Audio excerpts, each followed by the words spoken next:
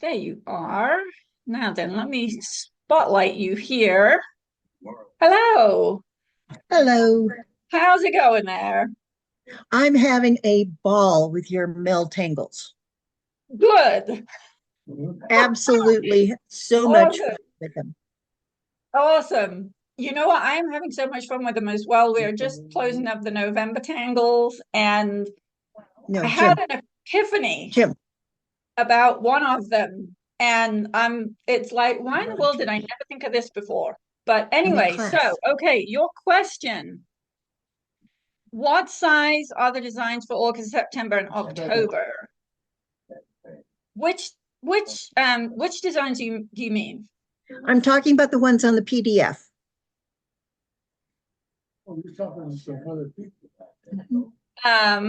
The August, Okay, September, October. One PDF has the individual designs, and the next one has the one that you've created some beautiful composites. And the okay. ones, yeah, Have you the one found the source code for those? Have you found the actual designs for those? Because you have um yeah. um you so they're all essentially 150 by 150 for the circles and the squares, Okay. or actually they're 148 so that you can put them in 150 wide millimeter hoop, so 6 inches by 6 inches more or less. Okay. Okay. And That's what then I needed to know. the little one, the rectangular ones are 148 by 198, so essentially 6 inches by 8 inches. Okay. Because what I want to do is, and this may sound silly, but what I want to do, with your permission, of course, is I want to recreate these because it's teaching me everything that you went over in the class, which I love. Uh-huh. And I want to create a quilt using these as my blocks. And then I took one of the tangles from September and one of the long ones, and put designs inside each of the little openings. Right, And I want to yep. use that. I did it 16 inches by 4 inches, and I want to use that as the border. I know I'm going to have to multi hoop it, but I want to use that as the border and do it in all different colors. Awesome, I love this. Yeah, that's what I want to do. So I did the first one yesterday, and oh, I love it. I absolutely love it.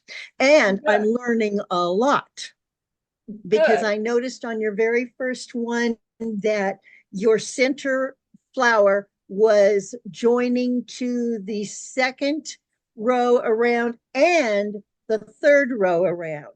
They're all touching in the 45 degrees. And so I had to kind of change my spacing and change my angles and do all the things that you have taught us to do to get it to do that. And it's not perfect, but it is if you just glance at it fast. Uh-huh. So I'm having much fun with that. Good, good.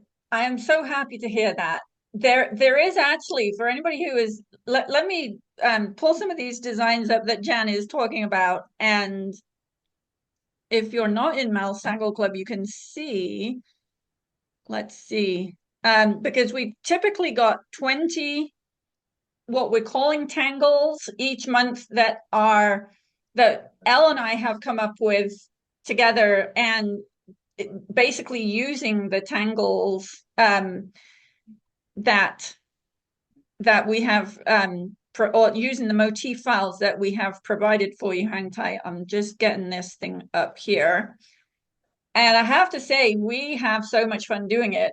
And it's an awesome learning experience for Elle because she is brand new to digitizing. She actually is an architect in the Philippines, and it took me quite a while to persuade her that she could actually do some designing for the quilt.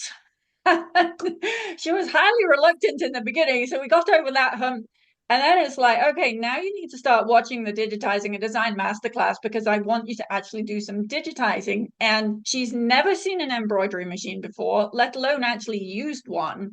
And here am I saying, okay, I want you to learn how to do this.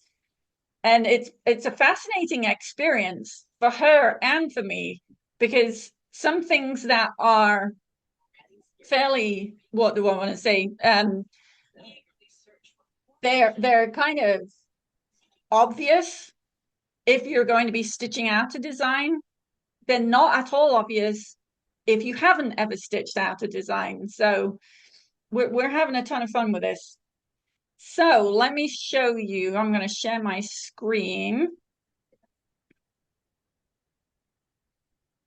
Okay, can you see the screen there, Jan? Yes, definitely. Okay, Oh, I love that one. Oh, I love that one. so these are the October tangles. Um, this is using the W2 motif in the center, the cubine variation going around in the green, and the charts I love variation those. going around the outside. Let's see. This is also using a different version of the charts variation in a couple of different places, a different version of the cubine. This one is using the bales, and it's got some interesting extra lines in because, for instance, the green square candle wicking stitches actually have a jump between each one. And so when you see the green line across there, that's a jump stitch, which would get cut if you actually Do um, it. Yeah. were to stitch that out. The same with the diagonal ones going along here as well. But that's so much fun. This one is I also actually love this one. Yes. Just different things, two overlapping bales stitches here to give just a little bit of extra dimension there. So those are This overlapping. So yes, you've they got two are. They are sets. Okay. are they overlapping or I can't remember if they're I think they're overlapping just slightly offset. Just slightly offset. Yeah, Yes, I just think so. slightly offset. And then the W2 in the middle. I so love that. I love drawing this and I love stitching it as well. It's so pretty. Oh, Again, wow. more again, using the W2 with some of the little cubine stitches in the middle, the charts, the bales, Yep. making sure that we're actually using a stem stitch around the outside to make sure that you have a nice clean edge. Because these are pure fills, no applique or anything like that. Right. Right. Um, Making sure that we've got the positioning of the motifs exactly where we want it to. Are you using the snap to grid function? I'm using the snap to grid function. Um, like I said, I discovered that maybe my sizing was wrong, and that's what I had to kind of work with and play with. And so I did that this morning, and I got it much better than I had it yesterday. Good. You and I took classes together with Julie at Ann Silva's. Yes. Julie is the person who taught me everything about it was what was it? I think it was version 3 way back in Yeah, way 2000. back. And let's see, when was Heather born? Heather was born in 2002. So it would have been in 2003 Yep, when I was taking classes with Julia and Silva's Benina using the version 3 software yep. and with my 165E. Yes, thank you for reminding me about that. Oh my goodness. When We've you come are a long using, way, yeah, I know. but you've really come a long way. And Heather too. She Oh, she used yes. to be, well, I guess she was never that tall, you know. Um, um, well, okay, I had a thought. When you turn the grid on, be sure to go into the settings because the default setting is 0.39 inches. I know. Why is It's that? like, why? that's a really random number. It So is. yeah, make sure that you actually go in there and set it to, I use either a quarter of an inch or a half an inch. Yeah, And I've that usually actually been using makes, a quarter. yeah, it makes the world a difference. Sometimes when I've forgotten to do that, and I'm like, why is this all looking really bizarre? Yeah. So, Yeah, I change it to a quarter of an inch. I wish it would okay, stay, good. but it doesn't stay. It doesn't, does it? It's like, Nope. why? This is another really interesting one, just getting outside of the concentric mode Yep. and using the different motifs here in the concentric mode again. And again, you'll see here that there is a jump stitch. This shape here is actually the start, and the stop happens on the same spot, or something's going on, but that's a jump stitch which you wouldn't you would trim if it was actually stitching out. Right. Um, Now and you again didn't put here, you didn't put solid sides on this one. You got a solid on the top and the bottom, but not on the sides. and that is because this is a line and not a Right. fill. Okay. Yes, Okay. this is if this was a fill, then there would probably be sides on it, Okay. That makes but sense now. it's All a right. line instead of a fill. Um, let's see. And then we get to some of the circles. And this is kind of interesting, this is what happens when you use one of the Bales designs, and you wouldn't necessarily expect that. Um, but No. it's like there's so much that you can actually do. And again, down here, putting the W2 designs around in a circle. And remember that you can use these designs as motifs as well as